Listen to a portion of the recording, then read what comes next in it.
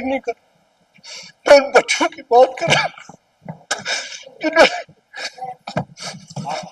जिन्होंने पे नजरें रखी है, मेरे लीडर पे नजर, ऐवान पे नजर।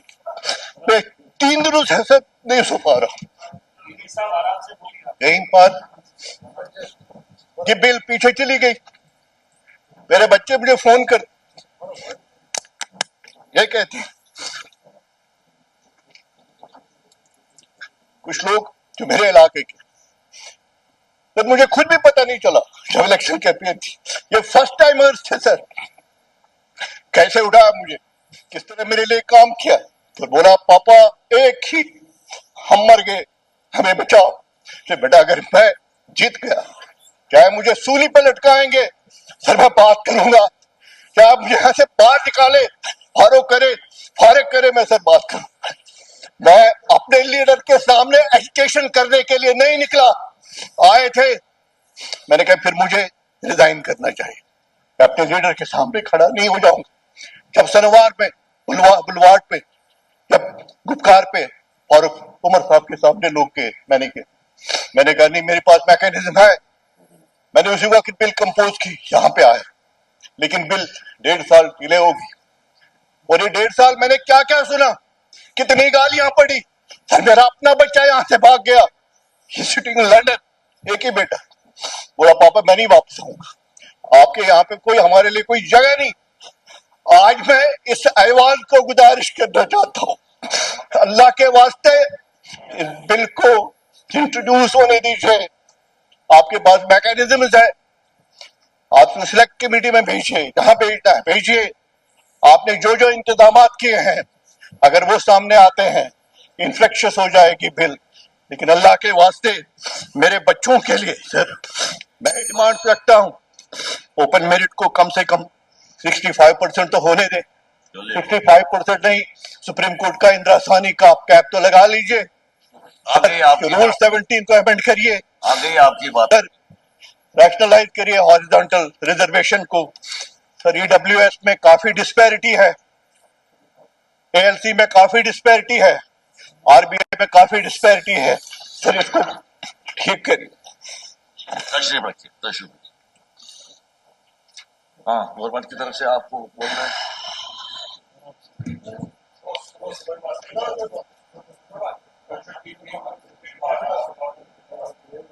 सर ये जो बिल यहाँ पे लाया गया है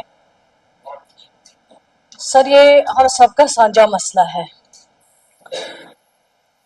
रिजर्वेशन एक बहुत ऐसा इशू है जो बहुत सेंसिटिव इशू है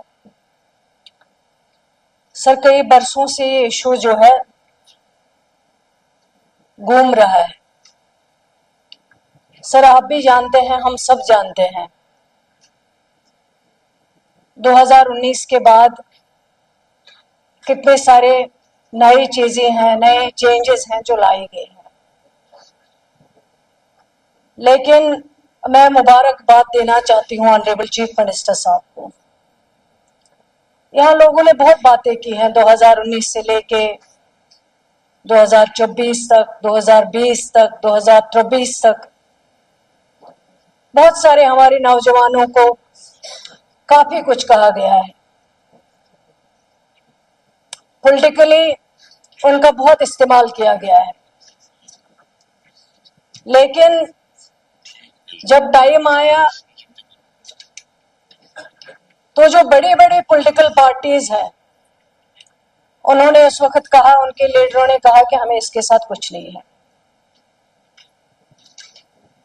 और जो बहुत सारे ऑनरेबल मेंबर्स हैं जो बड़े बड़े ओहदों पे रहे हैं, जिन्होंने काफी जो कर सकते थे कुछ, लेकिन कुछ नहीं हुआ है सर। जब ये सरकार बनी जिसकी क़ियादत honourable chief minister Omar Abdullah sahab कर रहे हैं, नौजवानों को एक उम्मीद बढ़ी। और सरकार बनने के बाद बहुत सारे नौजवान, बहुत सारे एस्पिरेंट्स, बहुत सारे रिप्रेजेंटेशंस ऑनरेबल चीफ मिनिस्टर साहब से मिले, उनसे बात की। और मैं मुबारकबाद देती हूँ ऑनरेबल चीफ मिनिस्टर साहब को। उन्होंने सिर्फ बातें नहीं की, उन्होंने नौजवानों को सिर्फ उम्मीद नहीं दी, लेकिन उन्होंने उसी वक्त सीरियसली इस इशू पे सोच के एक सब कमेटी बनाई, कैबिनेट सब कमेटी उन्होंने तश्कील दी। सिर्फ सर बनाई नहीं कैबिनेट सब कमेटी, लेकिन कैबिनेट सब कमेटी को ये मैंडेटरी कहा गया है कि विद इन 6 months आपको सब कमेटी की रिपोर्ट सबमिट करनी है, विद इन 6 months। अक्सर बेशतर होता है कमेटियां बनती हैं, बनी भी है पहले, लेकिन उनको कोई टाइमलाइन नहीं दिया जाता है सर। फिर सालों साल गुजर जाते हैं, उन कमेटीज की रिपोर्ट नहीं आती है। लेकिन सर मैं अपने दोनों जो इस सब कमेटी के मेंबर मेरे साथ थे, ऑनरेबल फॉरेस्ट मिनिस्टर और honourable food and supplies minister, मैं इनको भी मुबारकबाद देती हूं कि हम तीन बैठ के हमने हर तबके से बात की है। हमने सारे जितने भी एस्पिरेंट हैं उनसे हम मिले, हमारी कई मीटिंग्स हुई। फिर कहा गया है ये सब कमेटी तो ऐसे ही बनाई गई है, इसका कोई रिपोर्ट आना नहीं है।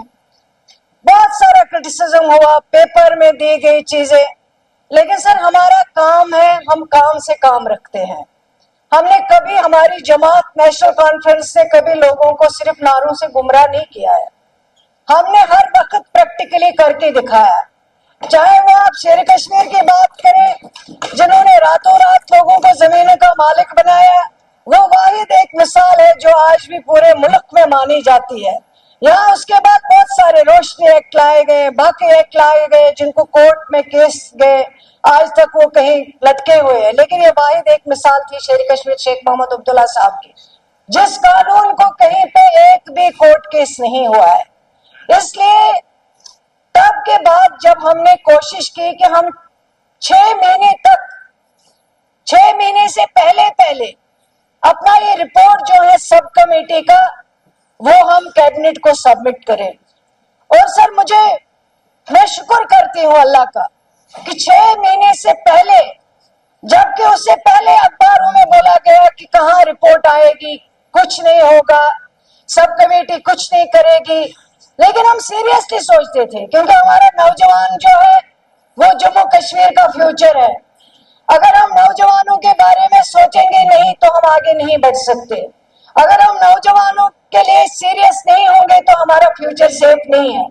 सर 6 महीने से पहले हमने अपना सब कमेटी का रिपोर्ट सबमिट किया है, और सब कमेटी का रिपोर्ट सबमिट करने के बाद जब वो रिपोर्ट चला गया, उसमें कुछ क्वेरी आई। जब रिपोर्ट वापस आया, उन क्वेरीज का हमने बैठ के सब कमेटी ने जवाब दिया, और जब जवाब दिया, ये नहीं कि आप क्वेरी आई तो फिर हम 1 साल 2 साल 3 साल इसके ऊपर बैठ सकते थे, और हम ये कहते थे, कह भी सकते थे कि चलो अभी क्वेरी का जवाब दे रहे, लेकिन हम सीरियस थे क्योंकि ऑनरेबल चीफ मिनिस्टर साहब सीरियस थे। वो चाहते थे कि इस इशू का कोई रिजल्ट आना चाहिए, वो नौजवानों के लिए उनका कंसर्न था, और वो हर बार हर वक्त फोन पे हमें कहते थे कि इस रिपोर्ट को जल्दी सबमिट करो, क्वेरी का जवाब दे दो।